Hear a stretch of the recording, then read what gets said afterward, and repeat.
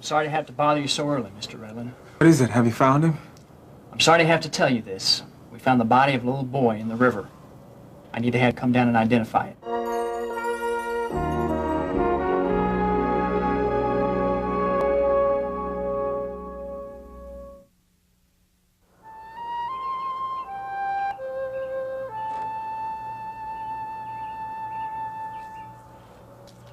Had a cup of coffee, Carla? No, no thanks. Oh, well, I guess I don't want any either. Only reason I made a pot was for something to do. That must be Jean. Wasn't him. It's taken him so long. Well, none of your worrying is gonna hurry him any. He's been gone almost 2 hours. Why doesn't he call? Dear God, why doesn't he call? Oh, it isn't Jimmy. I just know it isn't Jimmy. The Lord wouldn't let something like that happen to him. No, it's somebody's child out there. Please. Please don't let it be Jimmy. Oh, trust in the Lord, Carla. Trust him. Why, he brought you and Jean and Jimmy back together again. He wouldn't take Jimmy from you. I hope you're right. Oh, just have faith, Carla. Have faith. Why did he run away? Why didn't he come to us? Oh, don't go blaming yourself, child. Love him so much. Oh, he knows that, honey. It's not fair. Oh. It's just not fair.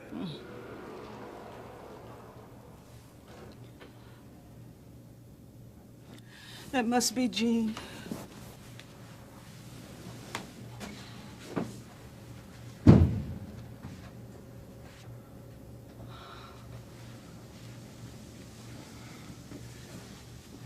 It wasn't Jimmy. Oh, I knew it. Praise God. I knew it wasn't him. Praise God.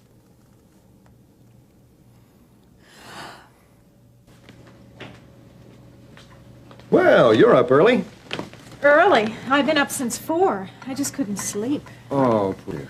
Well, I just couldn't help thinking about all this stuff. What? Well, about what we were talking about yesterday with Miriam. You know, she's really taken a turn for the worse. Now, haven't you meddled in this enough already? Well, Charles, we just have to face facts. I mean, you know, the woman is losing her senses. This business about her getting a place on her own, it's just ridiculous. I don't know where she got a crazy idea like that anyway. Well, she can barely get across the street by herself. I don't know. She's losing her mind. You know, she practically ordered me from her room yesterday. I've never seen Miriam like that. Well, she needs full-time care. I mean, I ought to know. I was looking after her. I couldn't take the responsibility. She needs a professional person to look after her. Well, I've already told you she just doesn't want any part of that. She won't even let me help her with the apartment. Well, is that the rational response of a normal, well-adjusted adult, I ask you? No, it isn't. And frankly, I don't know why she feels that way. Well, Charles, if you let her get a place on her own, I just hate to think what'll happen.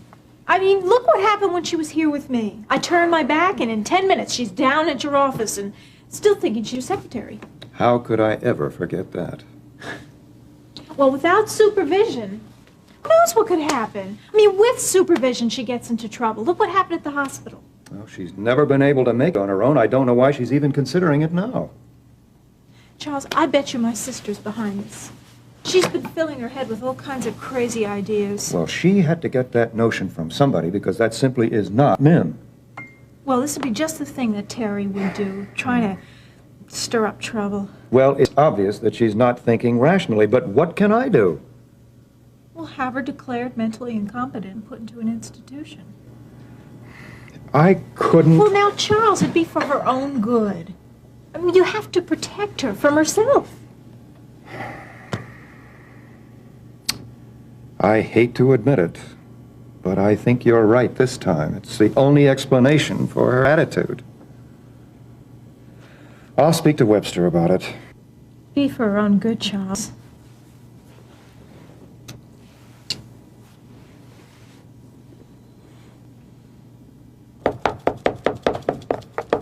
Thought I heard somebody rattling around down here. Oh, look, I'm trying to fix breakfast. I was gonna surprise you. This is a surprise, all right. Peter, this kitchen is a disaster area. Yeah, I'll clean it up. Well, that goes without saying. What are you fixing anyway? Well, it started off to be Spanish omelet. I got all the stuff ready, and now I don't have any green peppers. So, it's pancake batter. Who are you expecting? The Dallas Cowboys? You can make a lot of pancakes with 4 eggs. Here. Is the skillet hot? Yeah, I think so. Well, let me give you a hand. Might as well get started. Looks like we're going to be eating pancakes for a week. Peter. Yeah. What are these lumps? Oh, those are onions. That's left over from when it was going to be an omelet. Oh, I think I'll pass. What's wrong? Well, it's just that I've never cared much for onions and maple syrup. Think I'll just have some cereal. Yeah. Oh, I used all the milk in there.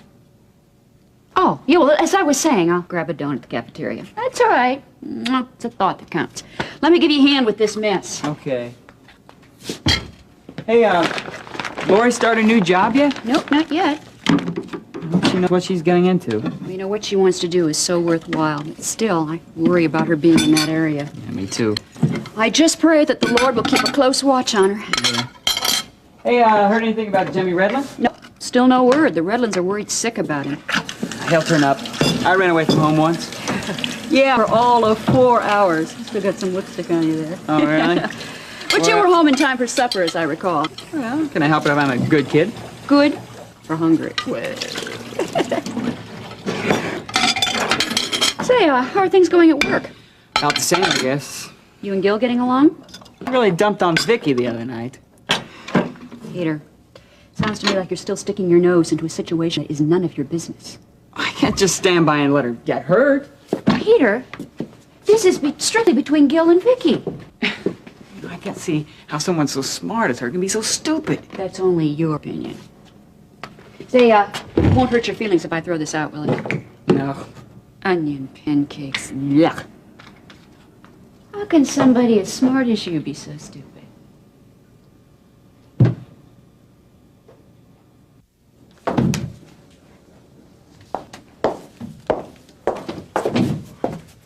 Well, good morning. Good morning. I'm here and ready to go. So you are, bright and early. I have all the papers filled out. Well, it's a beginning anyway. Coffee? No thanks. A beginning? You mean there's more? Oh, obviously you've never worked for the state before. Well, lay it on me. I can take it. That's a spirit, a real trooper. Supplemental insurance application. Standard for teachers in inner city schools. The way this reads, you'd think I was going to be washing windows on the 19th floor. I never thought of teaching as a high-risk occupation. It is a rough neighborhood, Laurie. Don't ever forget that. How could I? That's all I've heard from Ben ever since I first told him about the job. I have a zillion questions. I don't know where to start. Well, just to bring you up to date, we've started assembling the class. Are the students from Chesterfield? Well, we're recruiting from all over the city, but you're right, most of them will be inner city kids. We're expecting to get about, 15 all told, but there will be some dropouts. I hope the class won't be much larger than that. Well, it can't be really if you're going to give each student the attention he or she needs. Mr. Kimball, what's the best way to reach these kids? Well, for starters, you got to care about your students, each and every one of them. I will, I'm sure. Now, they're going to try to make it as hard on you as possible, but you can't let that get to you. What about the curriculum? Well, for most classes, we have a fairly firm outline of what each teacher should cover, but for this class, we'll make an exception. You mean I can teach whatever I want? I mean, you can teach whatever those kids want. The challenge is finding out what that is. I don't suppose they'd be too keen on Silas Marner and Jane Eyre. Unfortunately, topics like that turned them off in the first place. Get to know your kids. Find out what interests them, and then work your curriculum around it. If one of the kids is into baseball, start him out reading the sports pages. Make math problems from the batting averages, things like that. Possibilities are endless. Sounds a lot more fun than teaching from an outline. Yes, but it can be a lot more demanding also. It's going to take all the creativity you can muster. Well, I can't wait to get started. You know, you remind me of a young teacher I used to know. Eager, full of excitement. What happened to her? He grew up to become an administrator, a bureaucrat, a paper pusher. Listening to you makes me want to get back out into the classroom. I am glad that you are on board. Me too. What am I supposed to do with a truckload of TV dinners? I know that's a good price. I don't deal in perishables, you know that. Yeah, I will. Goodbye. No, I'm not interested. No. Leon's place. You throw in 6 aquamarine shower curtains. Hold on a minute, will you?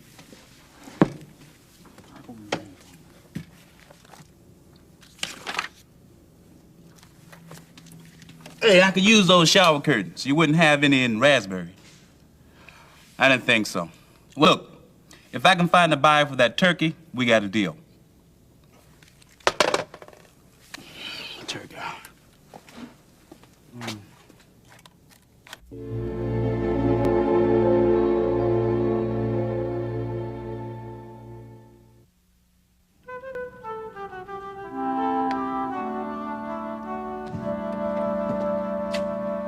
Dad's not here. He's at a county meeting. Well, I came to talk to you. Oh? Yeah. Oh, don't tell me. You just found out your latest conquest is married to a mob leader and there's a contract out in your life. Come on, Marianne. Or maybe Dad found some more empty gin bottles in the truck and you want me to help you come up with an excuse. Oh, real fun. Yeah. How does this sound? You were testing grain alcohol as a substitute for gasoline. You know, I'm overwhelmed by your sisterly concern. I'm but- sorry, Gil. I just don't have much patience left for your concern. What is it now? Well, I came to apologize. Apologize? What for? I thought the great Gil Prescott could do no wrong. No, the way I acted the other morning. You know, when I found out about my arrest. And I was uptight. I took it all out on you. Gil! I mean it. You know, you were right. I should have told Dad what was happening. You warned me. I didn't listen to you. I'm sorry.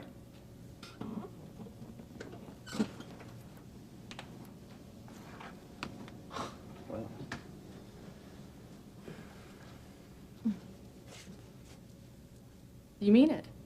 Yeah, I mean it. And it's not easy for me to admit to this. True. I just wish you could see Dad's point of view sometimes. What do you mean by that? The way you carry on. I mean, sure, you think you're having fun, but look what happens to you. Look at the trouble you get into. Marianne, stop your preaching, will you? With all your drinking playing around, Gil, you pay for it in the end. Quit the moralizing, okay? If I wanted an uptight sermon, I wouldn't have come here, okay? You're my brother, Gil. I worry about you. I don't like seeing what's happening to you. Well, if it makes you feel any better, I worry about you, too. Yeah. You know? I'm afraid one of these days you're going to be knocked off that high horse of yours. Gil! Yeah. Got to loosen up, little lady. Yeah. See you later.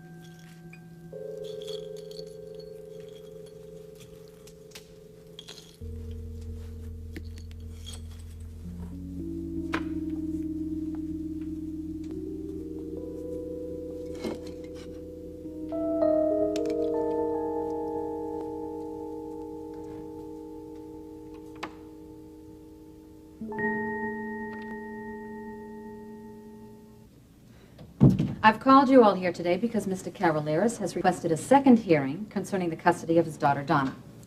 Mr. Cavaliers, would you please tell the court why you've made such a request? I want my daughter to come back home.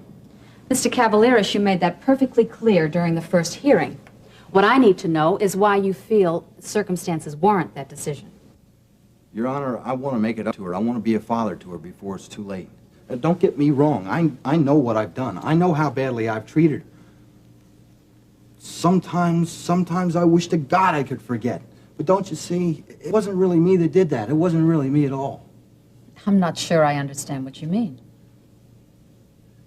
Your Honor, I'm an alcoholic. It's like a disease. It's almost as though I'm allergic to this stuff. The way I react to alcohol, It's like it changes my whole personality. What I did to Donna, I never would have done sober. Mr. Cavaleras, the court is well acquainted with your drinking problem. I don't see what bearing that has on the situation. The point is, Your Honor, I've changed. With the help of AA, I know what I'm up against now. I know I can't drink ever again. I don't want to drink ever again. Your resolve is admirable, Mr. Cavaleras. You've made restitution to the Cummings? I've fixed their door, if that's what you mean. They know how sorry I am. I see here that the criminal charges have been reduced to disorderly conduct. I was sentenced to 30 days probation. Have you been visiting Donna? As often as possible, yeah. And how has that been going? Well, it hasn't been easy, Your Honor. Well, I can't say that I could blame her. Sober, I'm a different person. A person I want my daughter to know. A person I think she has a right to know. Mr. and Mrs. Cummings, Donna has been in your custody, of course. Would you care to comment? Your Honor, we took Donna into our home solely out of concern for her well-being. We never had any intention or desire to separate her from her father. Now, what Mr. Cavaleras said about being a different man when he's sober, well, it rings true. He's a changed man. I know what he's talking about because I, too, was an alcoholic. He means what he says. I see. We have one more witness in this case, perhaps the most important one. Donna, you're at an age where your consideration weighs heavily on the court's final decision. How do you feel about living with your father? Donna, I love you. Please let me prove it to you. Please come home.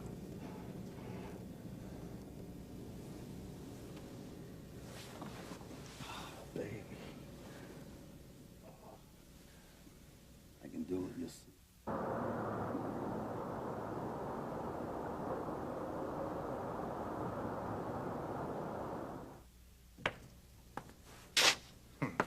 Daddy!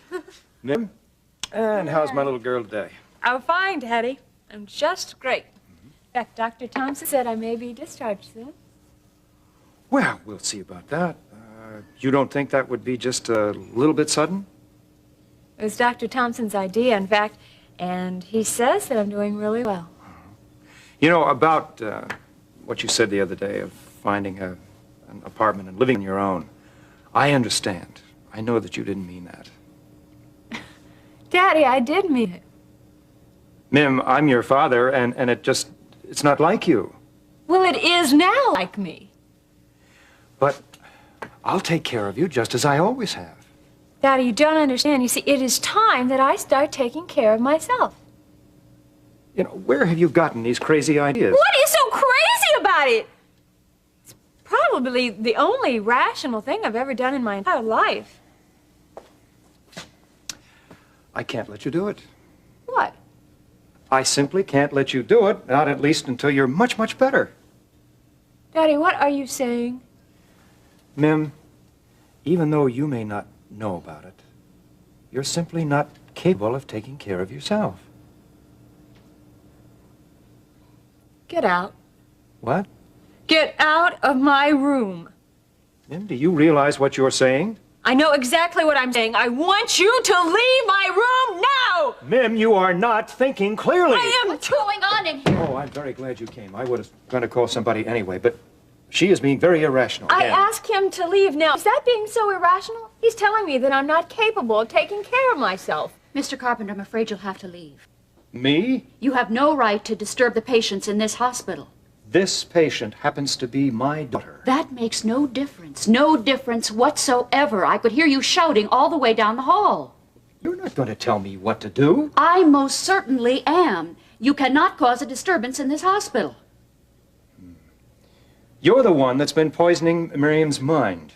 Mr. Carpenter, either you leave now or I call security. All right, I'm leaving. But I warn you, I'm going to take this to the hospital administration.